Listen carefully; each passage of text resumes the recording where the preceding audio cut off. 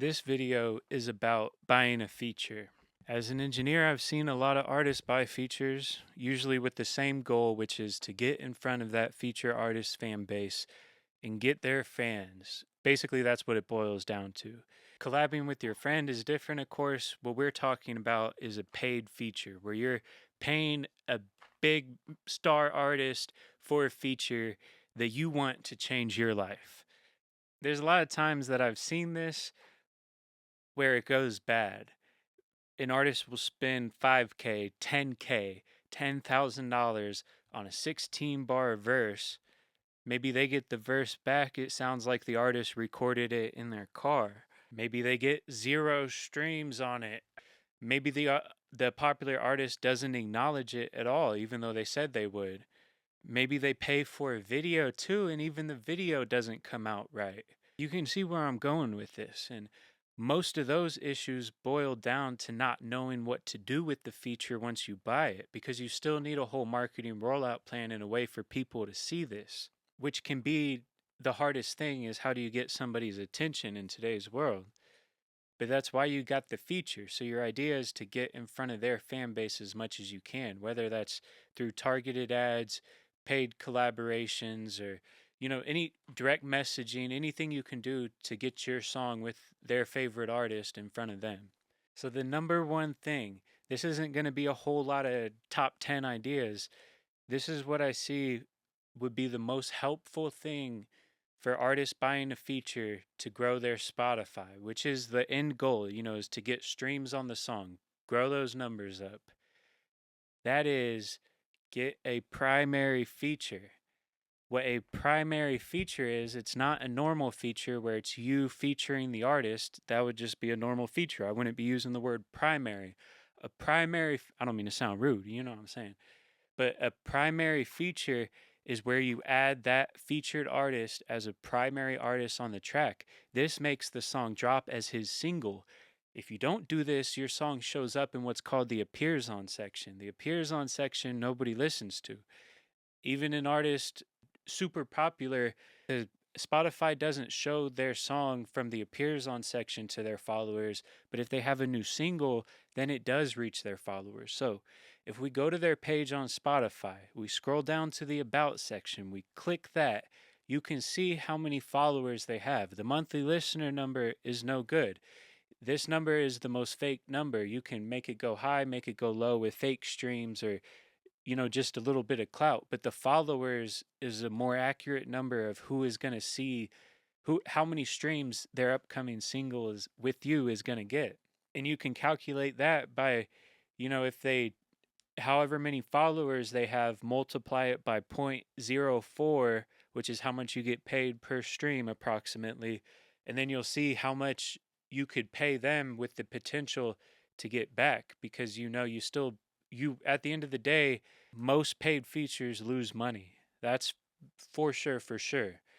But if you have the business set up and you know how to get money back off of the song, how to maximize it, how to maximize your following reach, and how to write it off as a business expense when it comes to taxes and maybe getting a percentage of your money back there too, you can shift the odds in your favor to where you're going to make more back from that artist as you can, because really you have to look for a good deal. Just because it's your favorite artist and they say 100K for the feature doesn't mean it's worth that. Just because they say 1K doesn't mean it's worth that. Just because they say $100 doesn't mean it's worth that, because we want to look at the actual value of it, of how much money you're going to get back. It's one thing to say, you love the artist, so you're just going to give them a bag. I mean, that's cool, I guess, as a fan, but we're talking about being a professional artist and running a business with your music in the music industry of businesses. So you have to really focus on how you're going to make money. And if you spend $1,000 on the feature, you better make sure you can recoup some of that. You have to think like a label would. That's where that word recoup comes in, because if you're spending all this money and you're not set up to make any money back, you're a bad investment. You're not going to be able to keep going for a long time unless you're making money through other ways. And then you should just focus your efforts on the other ways, because you're not making money as an artist, which is the end goal. So anyway, I know I'm kind of fucking shouting at you. I don't mean to be mean, but I've seen a lot of artists get scammed with features. you should look at how many followers they have on Spotify and you need to negotiate a primary feature. Even if the artist says it's $500 more for the primary feature, it's worth that because at least you know it's going to get streams. If you don't do that, there's a good chance it'll get zero streams or not enough streams because you're not actually reaching that person's following, which usually is somewhat the goal of buying a feature, is to get in front of their fans. So the keyword today, primary feature, negotiate that with them. That means that the artist is a primary artist on the track and it gets dropped as their song, hopefully even through their distribution. That gets you in the door with a distribution label possibly too. And the most important part, negotiate a good deal, because most of the time artists highball out the gate. They'll say it's 1,500 for a feature when last night when they were in the studio they did it for 200 because somebody came correct with the cash that day, locked in the price, and got to work.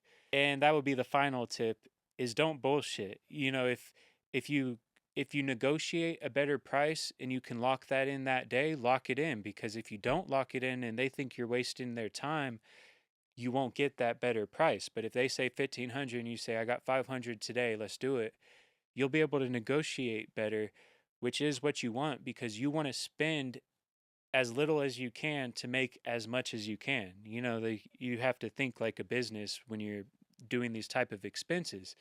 Keep track for a tax write-off and you can get money back at the end of the year because this is a business expense. Also, try to negotiate some type of content because you want to tie to their social media as well. And that doesn't have to be $1,000 music video. Maybe it could be, something more creative that will actually get better views too, based on just Instagram content. And then really that can help you get more reach to the actual song and to the pre-saves and everything else you do to grow the song on Spotify. And like I always say, everything else you do to grow the song on Spotify is what we talk about here on the channel. So go ahead, subscribe. Feel free to message me directly. I'm a professional audio engineer and I like to help artists grow their own independent business so that they can make money on this craft, which gives them more to spend in the studio. So it's a win-win. So if you are trying to grow on Spotify and you need advice, feel free to reach out to me, Studio Drew 317 on Instagram. I appreciate y'all watching. Hopefully this is helpful. Basically, just get a primary feature, which is where the artist is the primary artist on the track. Even if it costs more, this will help you make sure that you're reaching their following, which you can see on Spotify how many followers they have to make sure this is worth it. And then it's up to you to negotiate a good deal on this where you're not getting ripped off. And then have a plan to push the song. All the ways you can push a song on your Spotify for artists, all the ways you can push a song on all the other platforms, in any creative ways you can think of as a creative artist. Thank you very much. Peace.